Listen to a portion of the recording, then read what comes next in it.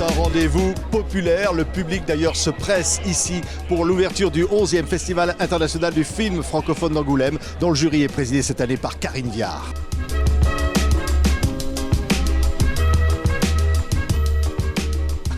Bonjour Madame la Présidente. Bonjour. Oh, vous montez en grade chaque année, hein? C'est Présidente. pas fini. Et c'est pas fini. Hein? C'est pas fini. Comment dire? On peut pas plus haut. Moi, j'achète l'hôtel. C'est ça. Je m'installe ici. On est là. Hein. Je fais des messes à la cathédrale. C'est extraordinaire. 11e Festival des films francophones d'Angoulême. Madame la Présidente du jury, c'est vous, Karine. Ouais. Et vous êtes heureuse d'être là. C'était qui l'année dernière? John Malkovich et Claire Chazal. D'accord. Ils okay. étaient deux. Vous êtes toute seule. Moi, je suis toute seule à assumer cette charge. C'est énorme. Oui, énorme. Vous allez voir plein de films. Ah, ça, c'est bien. Ça, j'adore. Vous adorez voir des films? Ah oui, moi, j'adore. J'adore aller au cinéma. Vous vous dites quoi quand vous voyez des films de... Vous dites, ah tiens, j'aurais pu jouer là-dedans ou pas, non? Non, pas du tout. Alors vraiment, c'est ce que je disais à une interview précédente. Quand je regarde un film, je suis vraiment spectatrice. Je peux pleurer en me disant, mais comment cet acteur a pu faire ça? J'ai pas du tout le sentiment de connaître quelque chose que les spectateurs lambda ne connaissent pas. Pas du tout. Je suis vraiment spectatrice. Je me réjouis, j'éclate de rire, j'ai peur. Oui, je suis très spectatrice. Oui, c'est ça qui fait quand on choisit un rôle, par exemple, quand on choisit un personnage, on soit sur un film, qu'est-ce qui fait qu'on dit, tiens, ça, j'ai envie de le faire? Alors ça s'appelle le désir et c'est ouais. aussi difficile à définir qu'à rationaliser. C'est-à-dire...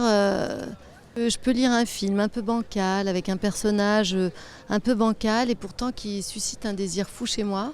Alors qu'à l'inverse, il peut y avoir un film très bien écrit, bien calibré, avec une histoire intéressante, mais finalement, je ne me vois pas dedans, ça ne suscite pas chez moi de désir. Ouais. C'est très étrange, c'est aussi impalpable que ça. Et dans vos choix de personnages, au fond, est-ce qu'on fait ça pour être aimé?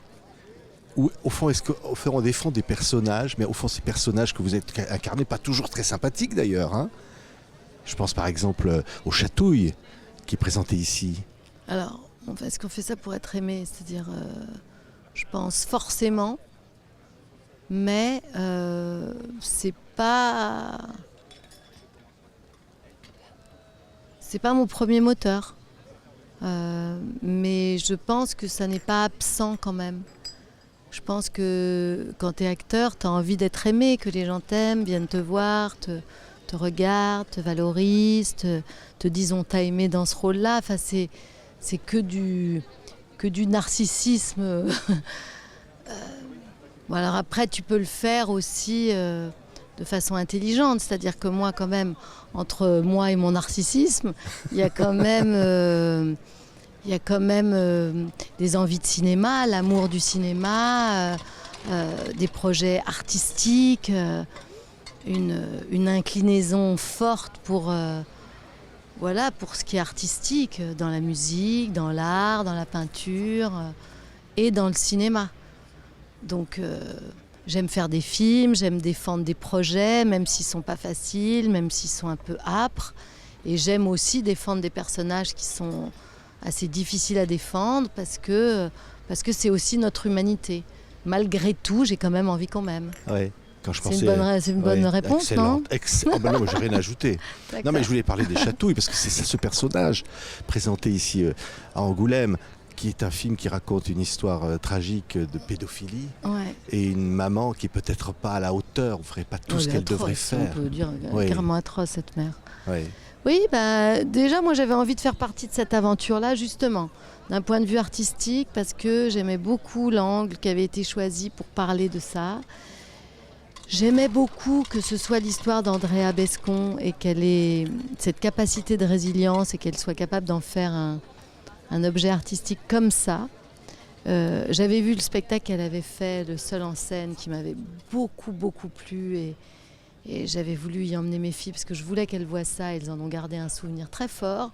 Donc j'avais envie, avant toute chose, de faire partie de cette aventure. Pour moi, être associée à ces deux personnes-là qui font ça, c'était très important pour moi, humainement et artistiquement. Je défendais profondément ce projet. Et puis après, ils m'ont proposé La Mère, qui est un rôle vraiment terrible, terrifiant. Et ça me plaisait bien aussi, parce que c'est pas souvent des rôles qu'on me donne. Donc j'étais très contente de pouvoir faire ça aussi. Oui. Regardez la bande-annonce des Chatouilles. Mais pourquoi tu m'as rien dit? Je sais pas. Comment ça, tu sais pas? Je sais pas. Comment ils vont réagir, les gens? Je sais ce que j'ai subi. Et aujourd'hui, je veux que ça sorte.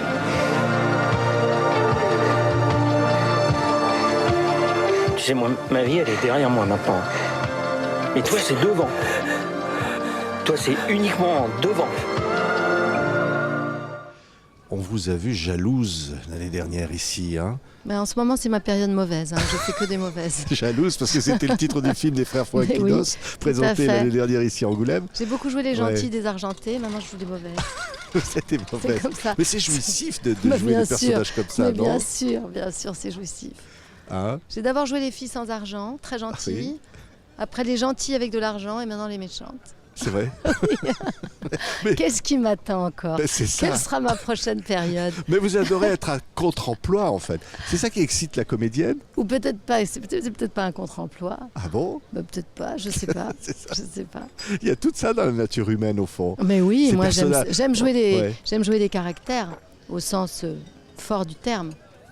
Oui. Comme Balzac, Hugo décrivaient des caractères. Il y a le belliqueux, dans la comédie humaine et tout ça, il y a le jaloux, le belliqueux. Et ben voilà, mon métier c'est de jouer des caractères. Ouais. Vous avez dit, ah, voyez, regardez cette belle couverture de madame. Hein. Love. Bah, je C'est me réveille l'été comme love. ça le Hein. matin. En Vous plus, êtes comme c'est ça. marrant. Hein. Ouais. Hein. Et dans cette interview, vous dites, au fond, les comédiennes n'avaient pas la même liberté que les comédiens quand vous les regardiez à l'écran. Quand Vous dites, j'étais moi j'ai petite plutôt fille. envie d'être Gabin, d'être Lino Ventura. Ouais. C'était... Bah, quand j'étais petite fille, c'est vrai que les rôles des femmes étaient extrêmement codifiés. Si t'étais belle, t'étais un peu mystérieuse. Si t'étais drôle, bah, t'étais forcément moche. Enfin, je veux dire, c'était terrible. Alors que je voyais Lino Ventura, qui n'était pas non plus de grande beauté, qui plaisait aux femmes, qui pouvait être voyou, qui pouvait être voleur, qui pouvait être prêtre, qui pouvait être bon père de famille. Enfin, je veux dire, il avait tous les droits. Alors que je trouvais que les femmes, elles... Mais j'ai déjà eu cette conscience, j'étais vraiment très jeune, quoi. Ouais, ouais. Je me dis, on se refait pas quand même. C'est Et dingue. du coup, moi, ça m'intéressait pas tellement d'être actrice. Parce que vu que j'étais pas d'une grande beauté non plus, j'aurais plutôt été du côté des marrantes, mais j'étais pas non plus si moche. Donc déjà, j'avais une place qui était à discuter. Oui. J'étais ni belle ni moche, j'étais drôle, mais pas que. Donc voilà, c'était plus compliqué. Après, il y a eu quand même tous ces films avec Miu Miu, tous les films de Blier, Miu Miu, tout le Splendide, tout ça, qui ont quand même vraiment été une boule dans un jeu de quilles. Donc ils ont proposé autre chose. Mais c'est vrai que moi, j'ai toujours plus rêvé sur les acteurs pour leur capacité à se déplacer que sur les actrices. Ouais. À retrouver Michel Blanc dans son nouveau film, présenté aussi ici à Angoulême. 16 ans après. Ouais. Oh, vous n'avez pas changé, Karine. Ah bah, j'ai changé, comme Non. tout le monde, mais par contre, c'était un grand plaisir de le retrouver. Je l'adore, ce Michel Blanc. Ouais. Et puis voilà, on s'est vraiment pas fréquentés pendant ces 16 ans qui sont passés. Mais on s'est retrouvés, on a repris la relation là où elle était. Et je l'aime infiniment. J'aime sa folie, il est pas banal, il est original, il est tendre, il est dingue. Il est vraiment dingue. Et en même temps, il est tellement artiste. Je l'aime infiniment. Hein, voyez comment on danse. Et puis bientôt une chanson douce, adaptation du Goncourt de Léla Slimani. Encore un personnage. Encore un personnage, oui. Un personnage extrêmement complexe, excessivement complexe. Ouais. Ouais, ça a été une expérience forte pour l'actrice que je suis. Ouais. C'était très très fort, vraiment.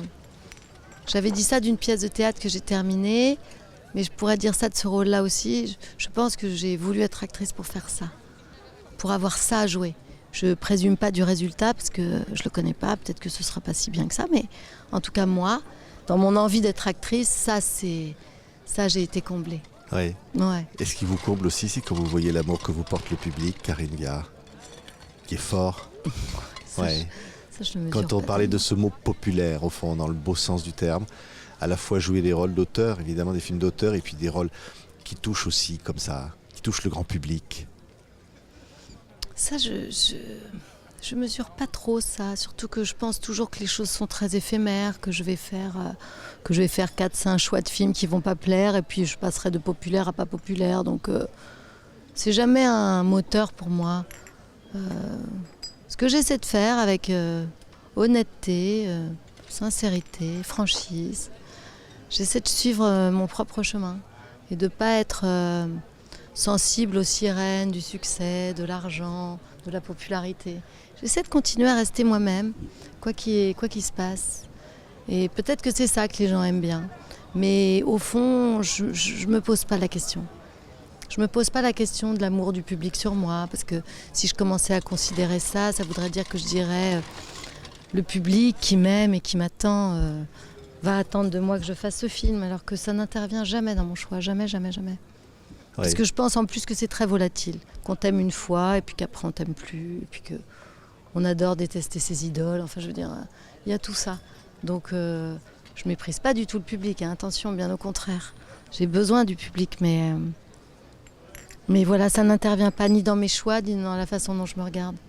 Merci Karine. Merci. Madame la Présidente du 11e Festival du film francophone d'Angoulême. Madame la Présidente. Hein Allez hop. On salue la Présidente. Merci Karine Viard. Merci.